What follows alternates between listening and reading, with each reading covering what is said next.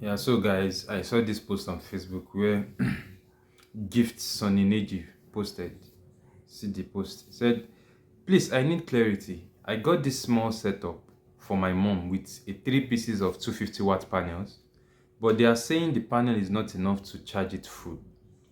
Even when charged with NEPA, I also noticed the voltage regulator is not showing anything. The installer is saying I should add extra panel and another voltage regulator. I got the items from Lagos and it was well built to Ebonyi State where it was installed by a technician. You see, in issues like this, I usually advise clients, allow your installer to buy your product, allow them buy the materials themselves, because if there are issues like this, it makes it easy because the installer takes all the blame. Now, the installer will be saying it might be that the battery is not okay or the panel are not okay. But if it was him that bought it himself, there's no excuse. But then let's look at people's comment on this post. Now, Mr. Wahid Olayinka said, first of all, what kind of wire did he use to connect the solar panel to your inverter? Did he use the same wire to connect the battery to inverter? Now, take a look at the picture of the solar panel of the installation here. You'd notice that from here, let me zoom in a little bit from here. The battery cable is the same size as the cable coming from the panel. So obviously the person used the same cable to connect this. Now, another user said, you cannot enjoy this solar setup because the installer don't know the implication of putting the inverter far away from the battery bank with thin cables. With this arrangement, your inverter cannot power any much load. The same thing we just addressed now.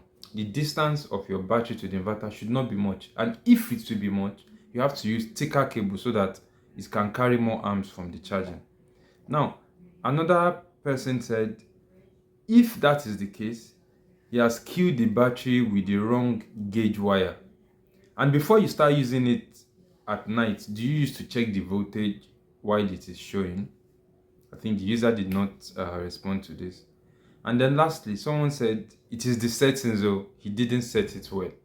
See, this is where I have problems with some people, right? If you don't understand something, it's better to not just say anything about it.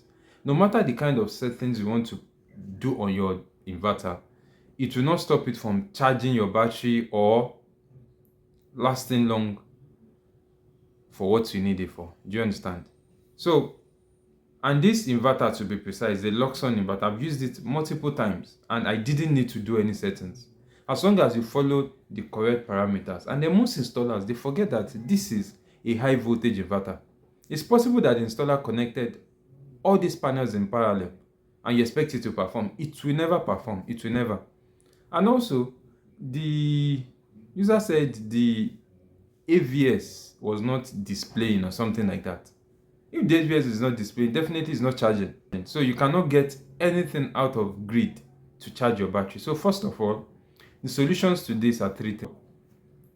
You need to replace your AVS or redo the connection of your AVS. Your AVS should charge your inverter. That is number one. Number two, either bring the inverter lower to the battery or change the cable of that. At least that inverter should be using around 10 to 16 mm cable for the battery because it's just a single inverter, right? And then lastly, check the connection from the battery to the inverter.